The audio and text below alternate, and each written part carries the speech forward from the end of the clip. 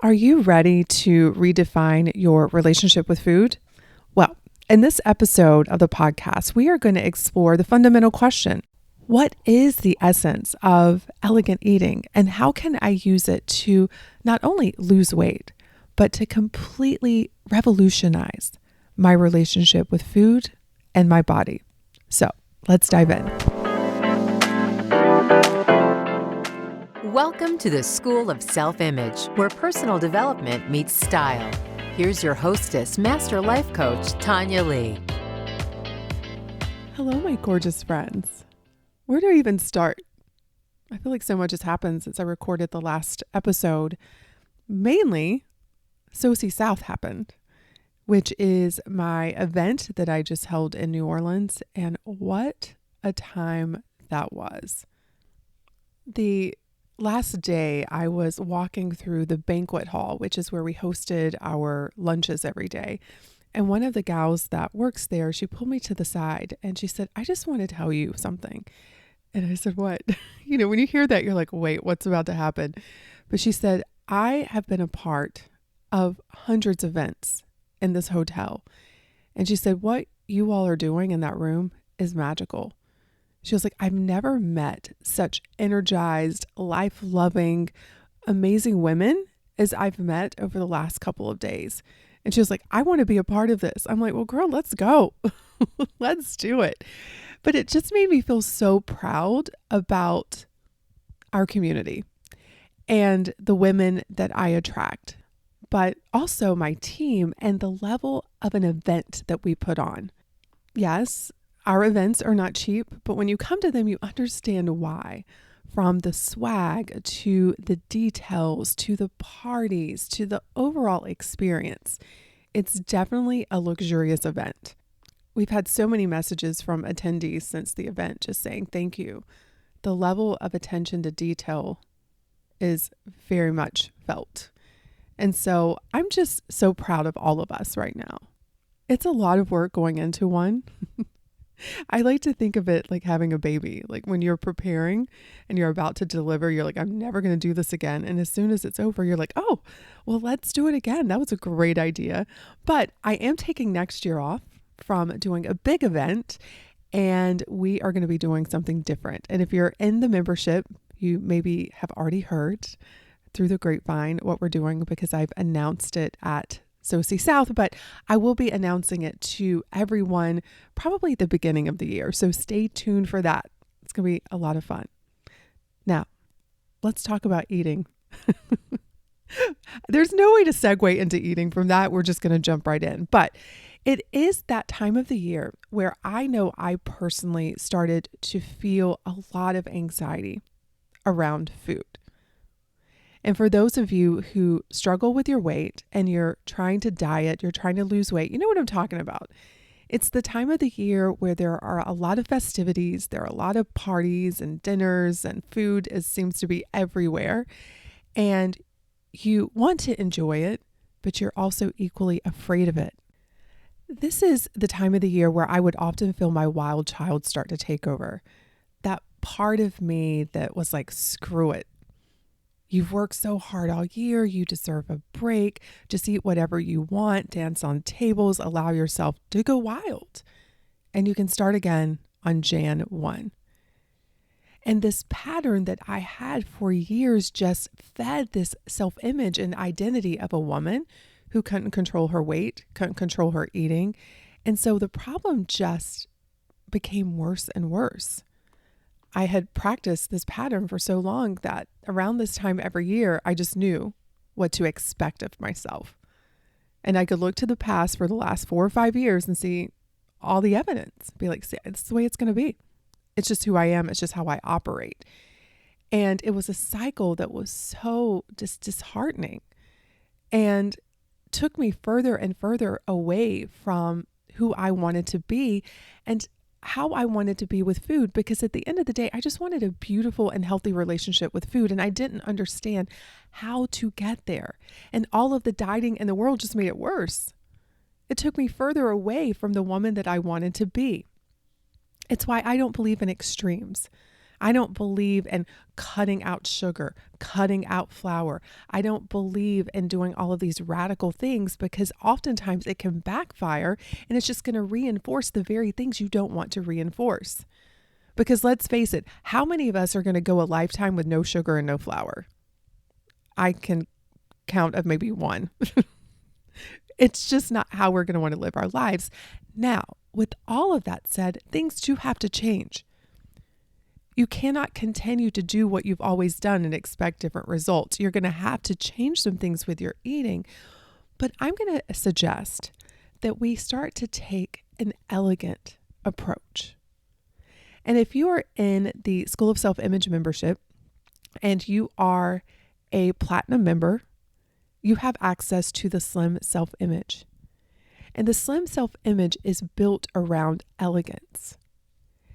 And this concept came to me years ago. I've been talking about elegant eating for a long time, y'all.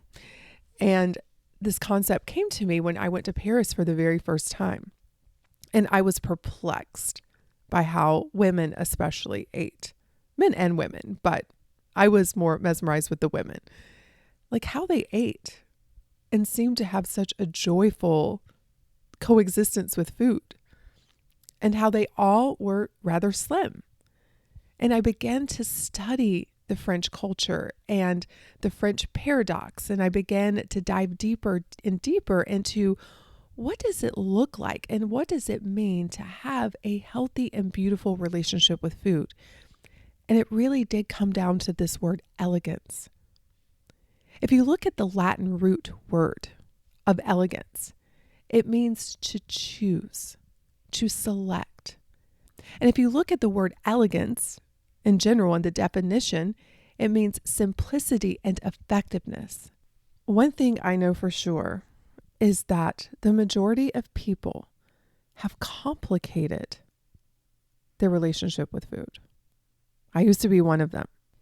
I was that person that was addicted to dieting.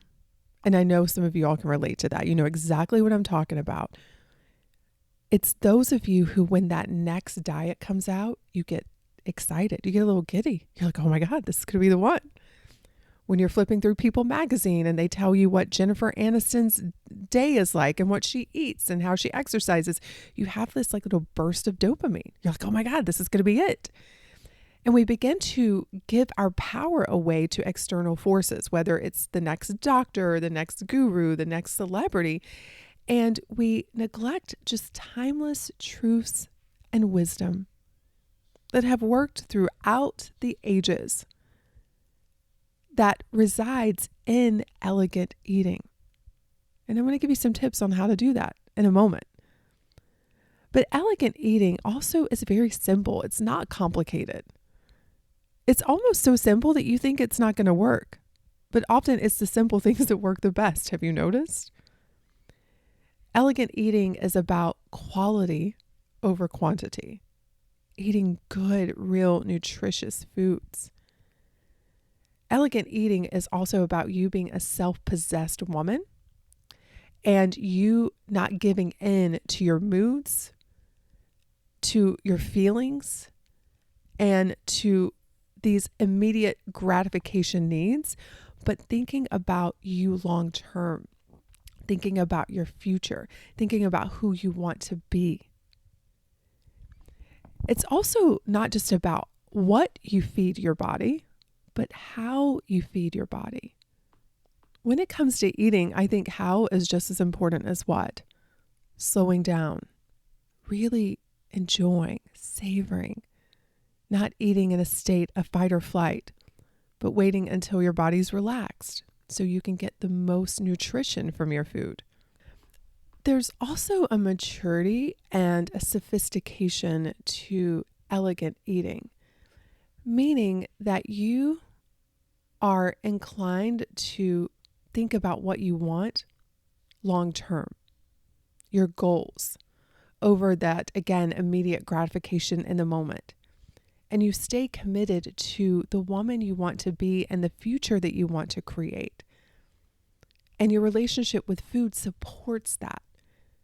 Now, with all of this said, it takes time, you all. And it takes a lot of love and a lot of patience and a lot of grace. Because when I think of elegance, I see a woman who loves herself, who treats herself well, even when she fails, even when maybe she just, scarfed down a Big Mac in her car. Like, she loves herself enough to be like, you know what? I'm not going to beat myself up because that's not going to help me create what I want. I'm going to learn. I'm going to grow from this experience. So at the end of the day, elegant eating is about eating with love and grace for yourself. And when you start to do these things, it's going to completely transform your relationship with food. When I think about how far I've come with food, from someone who had an eating disorder, from someone who overindulged, felt completely out of control, was obsessed with food. I was one of these people where I was thinking about lunch and dinner when I was eating breakfast. I was obsessed with it. I was obsessed about eating it, and then I was obsessed about not eating it. How can I not eat it? When I think about my journey with food, I am blown away that today food is just something I enjoy, something that I look forward to, and something that I feel complete peace with. I never thought that I would utter those words. I never thought that I would be where I am today with my body and food. It is miraculous, you all. And I know there are some of you listening to this right now, and you're thinking the same way. You're thinking, there's no way. This is just always going to be an issue in my life. And I get it. But what if you're wrong?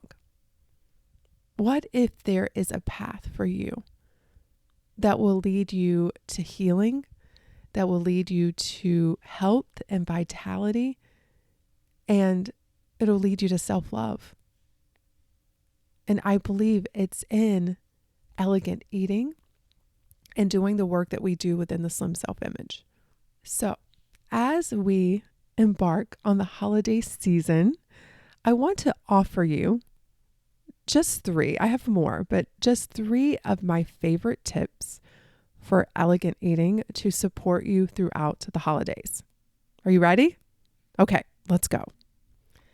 Tip number 1 is to slow down. I know this sounds so elementary, but hear me out.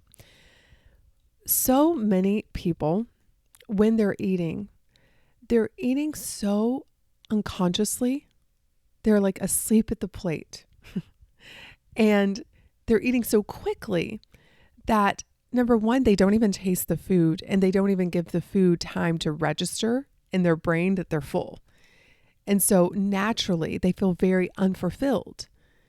They feel like they missed out. And this can lead you to go back and get seconds and sometimes thirds. What I like to do is I like to put less on my plate. So whatever my brain is telling me that I want, and this is for those of us like at Thanksgiving and, when we're over at the parents' house where we're all dipping our own food and it's not being served. But I like to put less on my plate. So sometimes I'll do half of what my brain tells me that it wants, knowing I can always go back and get more. And then I like to double the amount of time that it takes me to eat that half.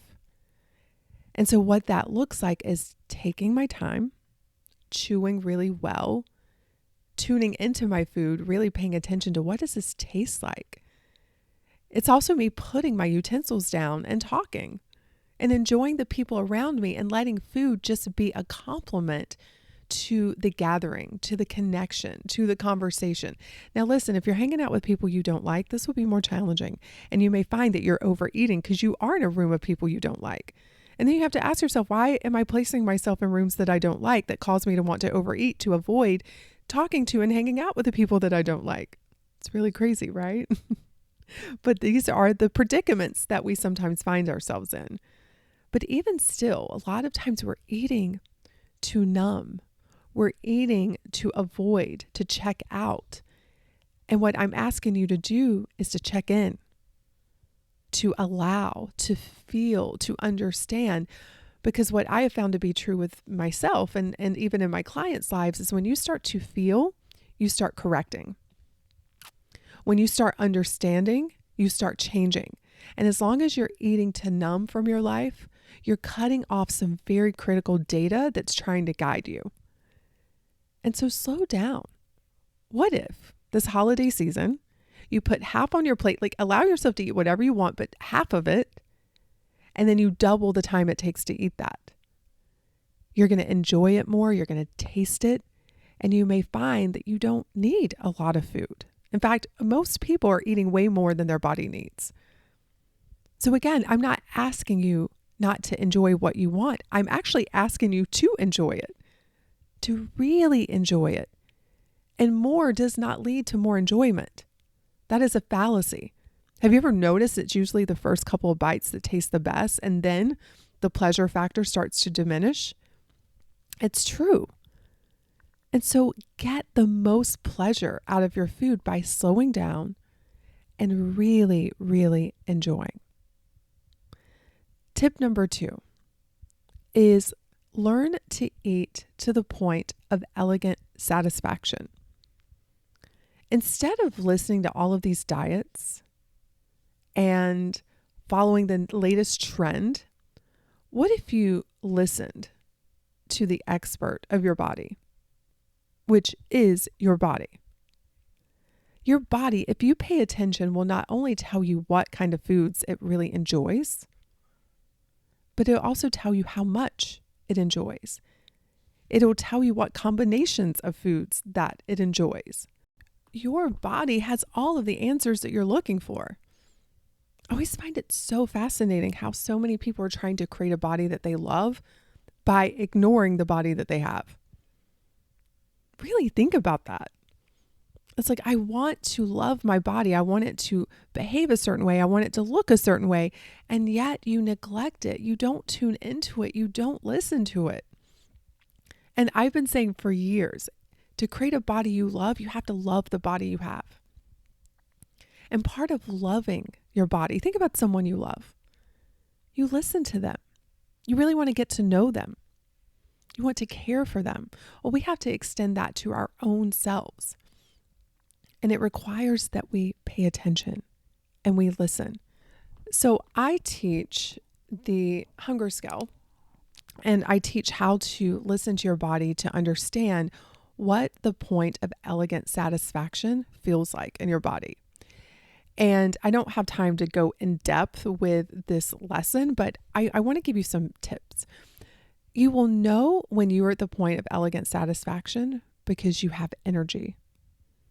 You have consumed enough food to give you enough energy that you can then carry on with your day. So think about it this way. When you all are super hungry and you're feeling lightheaded, you're feeling maybe a little hangry, you don't have a lot of energy. Your body is telling you, hey, listen, it's time to eat. And so you eat something and your blood sugar goes up. You feel that energy, but a lot of times we keep eating and now we're back into lethargy because when you overeat, you start to take away your life energy as well. So that point of elegant satisfaction is when you feel your best. You're like, yes, I have enough energy to now continue to the next part of my day. Also, the point of elegant satisfaction is a feeling that it took me a while to get in touch with because I always thought it was a feeling of fullness. In fact, that's a saying that we may have said before. We've heard people in our family say when they finish eating, they're like, no, I'm full. I don't want any more. I'm full. And fullness to me means that you have gone past the point of elegant satisfaction. Elegant satisfaction feels like lightness to me. It's the point of where I don't feel full and I also don't feel empty. I just feel this energized lightness. And again, for people who struggle with food and are so afraid of being deprived, elegant satisfaction can be very uncomfortable because their brain's like, oh, no, you're not full. Still need to eat. There's still room in there. That's what the brain will tell you. And so that's where you have to do a lot of the emotional work of being okay with not being in your normal state of being, which if you struggle with food, the normal state of being often when you're eating is overeating and feeling that extreme fullness. But your body will tell you, just tune in. Like as you're eating over the holidays, just ask yourself, like, Have I had enough? Do I feel light? Do I feel energized? And practice walking away. Practice pushing the plate away and doing it to provide evidence of this is who I'm becoming. A lot of the work that we talk about in the Slim Self-Image is doing things not to lose weight. The weight loss will happen, but taking action to reconfirm a new identity. Because once you begin to see yourself as slim, once you begin to see yourself as a woman who eats elegantly, once you begin to see yourself as a woman who has a healthy and beautiful relationship with food, then it becomes so easy to do these things and to make the choices that support you. Because we will always take action to support our identity. We will always take action to stay in harmony with our self-image. And that's why the work that I do is around self-image, because once you change how you see yourself, then the actions become effortless. And so when you're taking these actions, don't do it to try to lose weight, because that's just reconfirming that you have a weight issue. Can you all see the nuances of this work? But think about it. If you're doing something to lose weight, it's just reconfirming, hey, I got a weight problem, versus I'm doing this because I'm a woman who takes care of herself. I'm a woman who respects herself. I am a woman who has a beautiful relationship with food. I'm a woman who is disciplined. I am a woman who is naturally slim, right? We're doing things to change our identities because the results will just naturally follow. Okay, so that was tip number 2. Learn and practice eating to the point of elegant satisfaction. Now, tip number 3. And this tip actually has nothing to do with food. And I think it's very important. And it's something that really supported me when I was learning how to eat elegantly. Because you see, our brains are wired for pleasure and they're wired to avoid pain. And if most of your pleasure comes from food, then it's understandable why you will want to go back and eat seconds and thirds and sit around all day, maybe at your parents' or at your house, just snacking and eating, because that is your source of pleasure. So there's nothing wrong with you. You're just doing what you are genetically wired to do. So to overcome this, we have to begin to get pleasure from other things and begin to associate pain with staying in the cycle that you're in of overeating. So how do we do that? Well, when you go back and you're wanting to eat more than your body needs, you need to feel the pain of that. You need to look into the future and remind yourself, if I keep doing this, where is it going to lead? And really allow yourself to come to terms with what that's going to look like for you. And make it painful to be a woman who is constantly overeating, ignoring her body, and staying stuck in a cycle that you so desperately want to break out of. But then we just don't want to leave you there sitting in pain. We also, because the brain's looking for pleasure. The brain's like, where do we go for pleasure? And that's why it's so important for all of us to have other sources of pleasure outside of food. And this is something that I now have in spades. And it's why I believe that food isn't such a main focus in my life anymore, because I have so many other pleasurable things that I'm excited to experience. And so think about this at the table. Think about this when you're hanging out with your family and there's food everywhere. This is where you begin your pleasure hunt. This is where you begin to diversify your pleasure portfolio so that all of your pleasure isn't coming from food. Now, it is challenging when you're around people and all of their pleasure is coming from food, because guess what they're going to want to do? They're going to sit around all day watching football and eating seconds and thirds and fourths. Again, you're going to have to tie pain with that behavior. And you're going to have to find your pleasure. Can you all tell I'm talking about my life? This is how it is in my mom's house. Everybody's sitting around watching football, taking naps, waiting to go back and eat. But I don't want to live my life like that. So I had to find other sources of pleasure for myself. And for me, it was getting outside and just taking a little walk. it was reading a good book. I started to introduce games to my family. And so my mom loves to play dominoes. And so sometimes after, Christmas or Thanksgiving dinner, I'm like, let's play some dominoes and get everybody involved. And now, I love to go play pickleball. My mom and dad actually set up a court in their driveway. And so now I'm like, okay, guys, dinner's over. Like, let's go play some pickleball, and getting everybody outside and getting them active and getting them involved. It's so much fun. And it takes my brain off of food. It's like training a puppy. You have to train that puppy, like where to go to the bathroom, right?